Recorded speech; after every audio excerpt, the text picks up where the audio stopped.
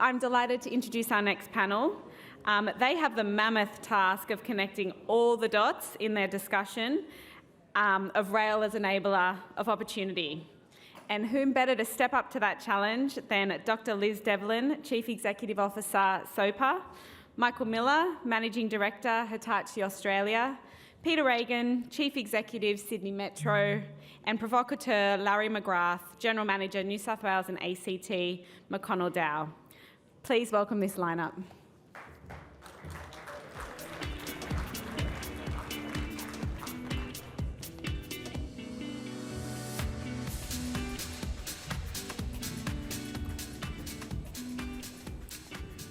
All right. Hi, everyone. Chris has just poked me and said, provoke, provoke, provoke, which is my happy place. So that should be great. So look, before we kick off, I'd just like to echo the acknowledgement to country earlier today. I'd like to also pay my respects to the traditional owners of the land that we're on today and their elders past, present and emerging. My name is Larry McGrath and I'm the General Manager of New South Wales and ACT at McConnell Dowell. What's McConnell Dowell? Some of you may know if you, we have quite a large presence interstate, but we've always been relatively small in New South Wales, being a specialist contractor in complex infrastructure. But we've done some interesting things in Sydney, whether it's roads and rail bridges around Penrith, subsea pipelines connecting the D-cell plant or even the Eastern Distributor back in the day. We've been around since the 1970s. So in this panel, though, we're going to talk about rail, and in particular, the new build of rail, both metros and following on from Sir David Higgins' fabulous conversation then around fast rail as well. So from the kernel of an idea through to testing and commissioning, when you think about these rail projects, they involve bureaucrats, politicians, contractors, the community, stakeholders, financiers, operators, maintainers, technology providers, the list goes on. It's a complex web, we all know that, we're part of that system, and I want to make sure that we have that kind of broad-ranging conversation in this panel today. I'd like to start on Metro and come back to fast rail to finish up on that, because as we look across Sydney at the moment, we see a lot of fences with a lot of blue banner mesh, and there's a lot of activity going on underneath that I think some people know about. There's thousands of people working, billions of dollars going into these projects. But unless you live in the northwest, I tend to think that people have not quite got their head around what Metro is going to mean for Sydney, and particularly a connected web of metros across Sydney.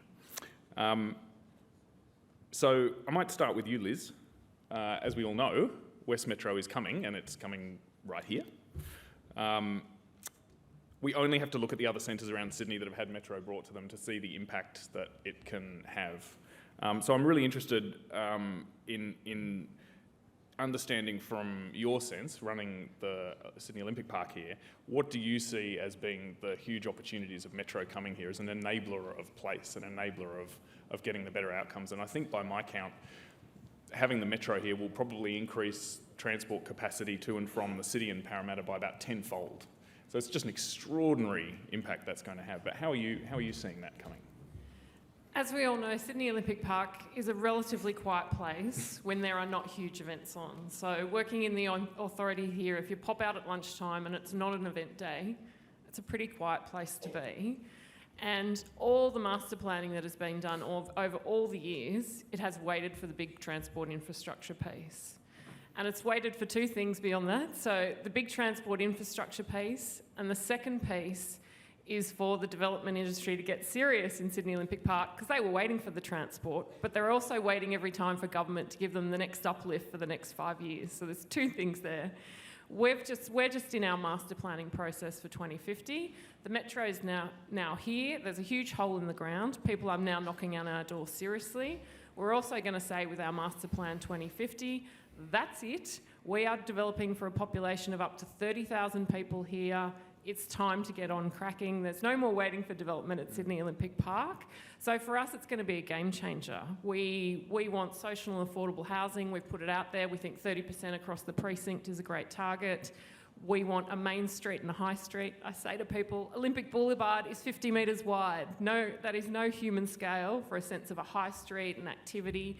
So we've got grand plans with the Metro coming, and I think finally this place will be able to see its vision of both being an amazing events precinct, but somewhere people live.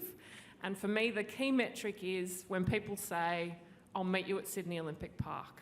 And it's for no other reason than it's an interesting place to go to eat or hang out or do something. But I'm not sure currently when you visit Sydney, you say to someone, hey, how about we go check out Sydney Olympic Park? So that's going to be the game changer for us. Mm.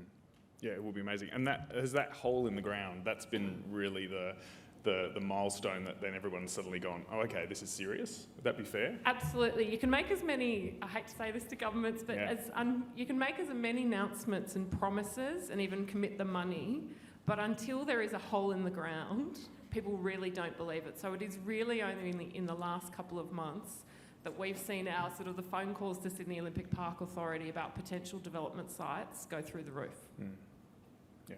Well, on that, I might move to you, Petty. You're the bloke responsible for delivering tens of billions of dollars worth of new driverless rapid transit systems for Sydney. But of course, you're not only building 3 lines, you're also responsible for operating one, being Northwest, which I think sometimes people forget about. If you fast forward 10 years' time, you'll be responsible for operating 3 lines. And so I suppose I can't not ask you, how is your build going? Which I'd love to hear, but I'd also love to hear your thoughts on, okay, well, you've got those 3 lines operating in 10 years' time. I think everyone in this room would love to see that build keep going. What do you see as being the next big kind of actual infrastructure priorities for Metro in Sydney? Yeah, look, thanks, Larry. And it is really, really exciting what we're doing at the moment. And certainly being here at Olympic Park, and we will be making a bit of noise, unfortunately, while we're building, but it will make a huge difference. By the end of this decade, Sydney Metro will have 113 kilometres on our network and 46 stations. And that's what's currently committed by governments and under construction. So each of our projects, as you say, are now under construction. Clearly, each of those are designed so that they can be extended in either direction, should government of the day wish to do that. And certainly there are significant opportunities to continue to build out that network to create sort of a circular route around Sydney, or to be focused on sort of those east-west routes that we're currently sort of building out with the Northwest line and then Metro West. The sort of the vision, I guess, in the future, and it's interesting for us as an organisation, we're transitioning from being a big engineering organisation to having a much bigger focus on operations, on customers, but also the increasing focus on the place outcomes. So it's not just connecting places, but creating great places. There is a huge opportunity here at Olympic Park, but there's also a huge opportunity right along Metro West at Parramatta, at Hunter Street in the Eastern City CBD, and everything in between. So the focus for us is really trying to create an incredibly positive experience, not just on the train and what the train service, but the precincts that we can enable and activate and work with other parts of government and with private sector developers, ideally wherever possible, to have those precincts well on their way to being developed when the Metro opens itself, so that you're not opening into a construction site, but you immediately get the benefit in the broader area. Yeah, it's great. So, I mean, you'd go to your own sites very regularly.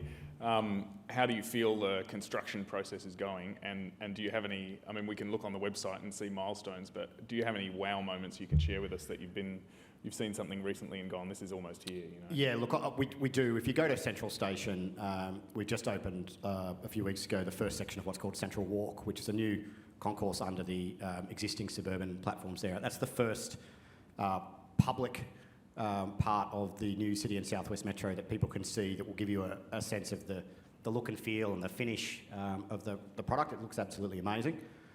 We are on target to open the city section from Chatswood under the harbour through the Sydney CBD out to Sydenham in 2024. I think people will be absolutely amazed when they see what has been built. There are some very, very large stations that have been built under the city, whether it's Victoria Cross in North Sydney, Barangaroo, Martin Place, Central Station. They are truly extraordinary structures, and I do agree with you that those people who don't live in the Northwest might not quite realise what's coming. it has set the bar pretty high for what now can be done, and certainly the West Metro needs to sort of connect into that and be done to a similar standard. We're also very excited by the Western Sydney Airport Metro line. We're very close to awarding the final contracts there to bring that fully into construction. We have a really tight program to keep up with the airport and to open at the same time as the airport, targeting out the back of 2026. So it will come pretty quickly that we'll have that next line after the city line in action. So it is coming pretty fast. It is, down the barrel. Might move on to you, Michael. We've heard a lot about Western Sydney being a centre for technology. That's clearly a vision of the GCC, of the WPCA, and of industry, really. We've got driverless trains coming through what are effectively now cow paddocks. We've got massive centres of technological advancement coming through. How do we continue this trend? But probably more importantly, how do we actually convert this technological advancement to real improvements in the lived experience of people in Western Sydney? Well, that's not an easy question to answer. Clearly, there's a lot of difficult challenges that we've all had to experience since the kind of first announcements around those visions for Western Park and the city. And in many respects, there's been a little bit of a deceleration on what was otherwise, quite frankly, a brilliant three cities strategy. Population challenges to start with in terms of the growth that we were expecting compared to where we are today. But nevertheless, it doesn't change in my mind, in the mind of Hitachi and its fellow kind of foundation partners, the exciting opportunity that exists for New South Wales, for Sydney and for the country.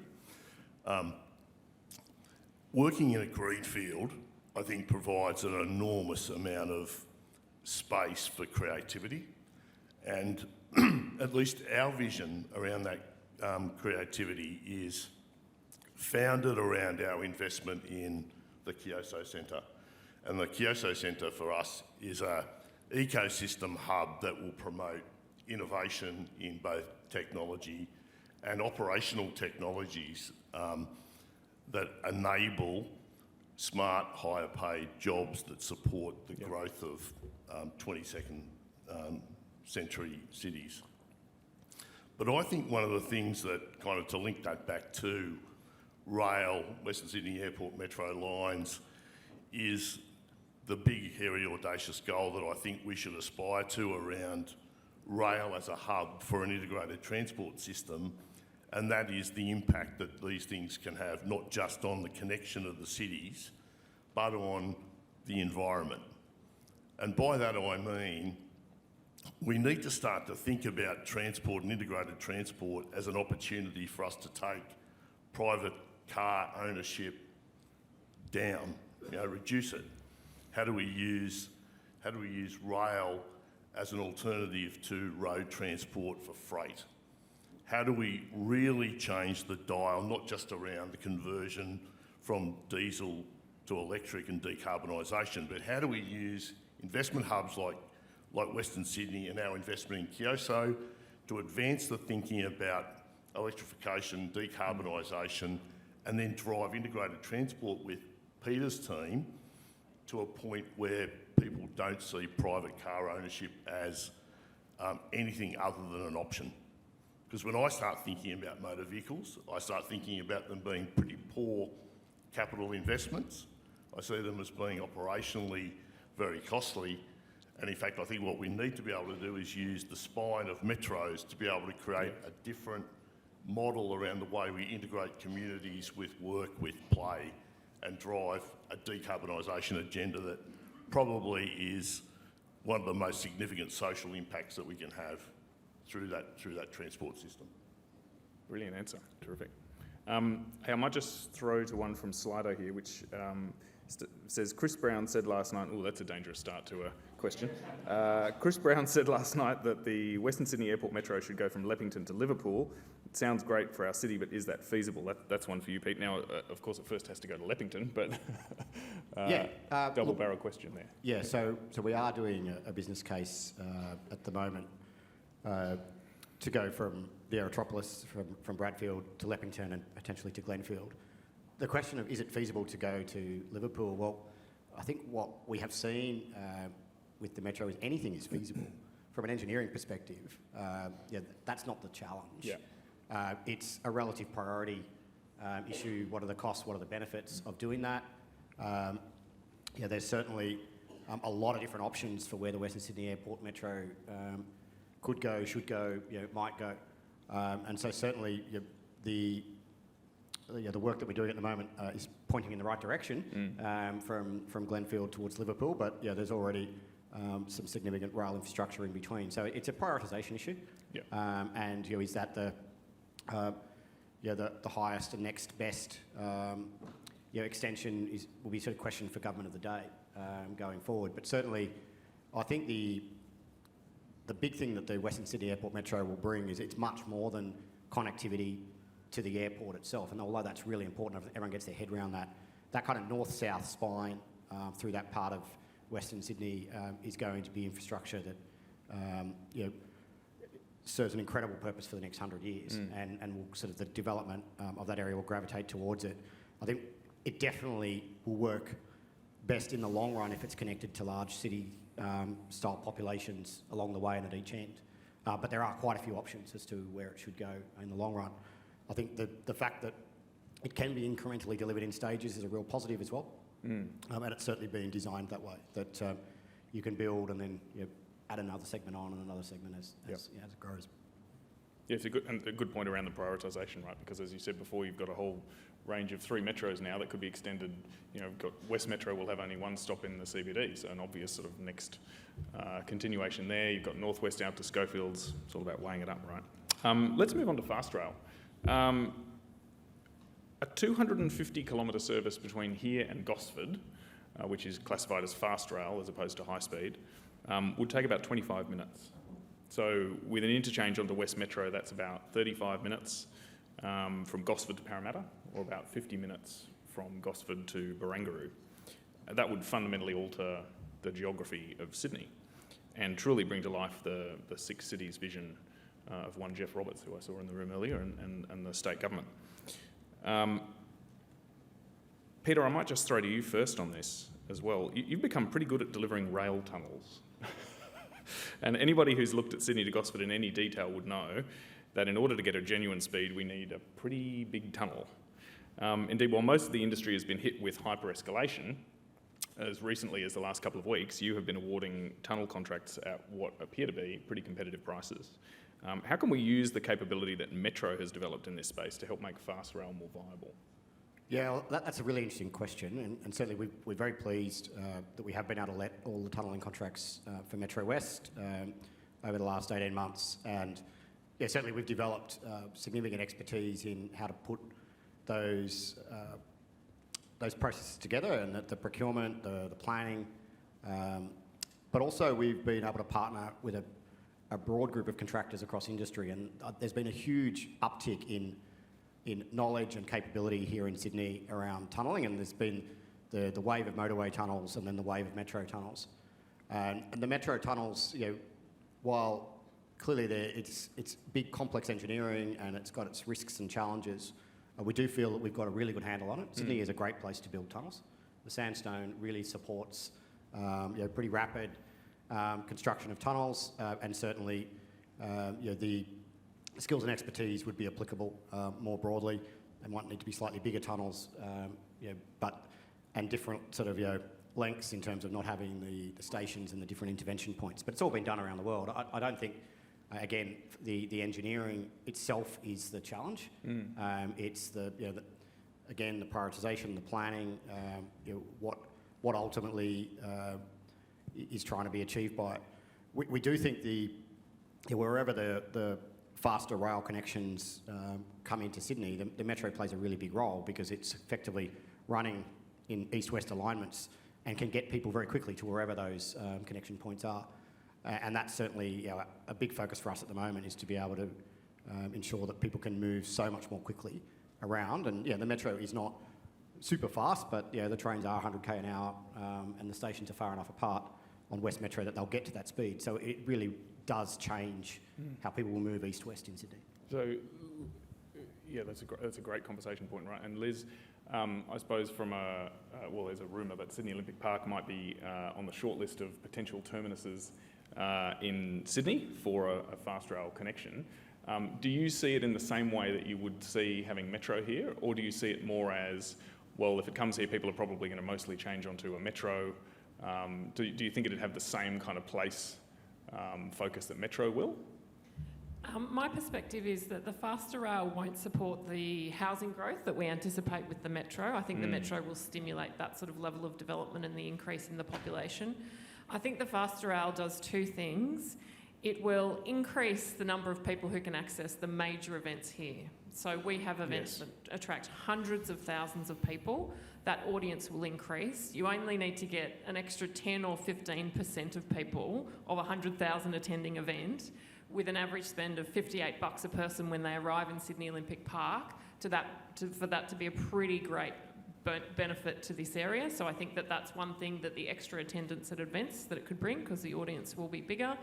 And also I think even just that opportunity to transit, even if you do have to come here and then you transit to the metro station or whatever, we do want to create that sense of high street and restaurants and, you know, something to do here. And I think even that sort of transition point presents an opportunity for us as well. If it, you know, happened to be in Sydney Olympic Park and they use the existing heavy rail station, my vision for that heavy rail station is that it has overstation development at the moment. You have to walk around our current train station to get to one side of Sydney Olympic Park to the other. I think that would present an amazing opportunity for development in that space so that you can seamlessly move through Sydney Olympic Park and not walk around in a train station. Yeah, it'd be an amazing opportunity. If only you owned the train station. Oh, wait. Oh, I do own the train station. I lease it to transport. Michael, I have a theory that the more times a project is announced and then cancelled, probably the more worthy that project is of actually happening. Because good projects tend to be pretty hard. And you look at CBD Light Rail or Northwest Metro or even the M4 East, all announced and cancelled multiple times, but they pale into insignificance when you consider high-speed rail or fast rail, which hasn't been announced and cancelled more times than I think any of us can remember. However, I do hold some hope that this current focus on a Sydney, Gosford, Newcastle line is a more realistic and more achievable goal. Do you agree? And what do you see as being some of the opportunities of a service like that? Yes, so I do agree. And I think it's a long overdue discussion and debate. But good to see progress.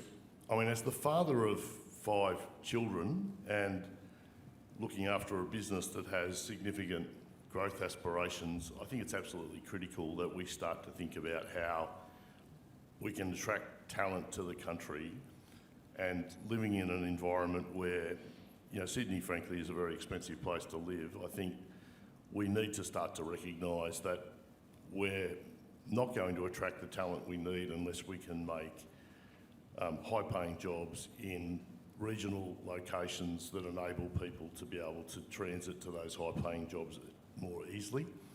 And so I think one of the real economic benefits that flows from fast rail, faster rail, and then potentially high-speed rail is that connection. Yes. And that connection to attract the talent we need in a way that enables them to be able to live in a fantastic place and be able to get to work easily.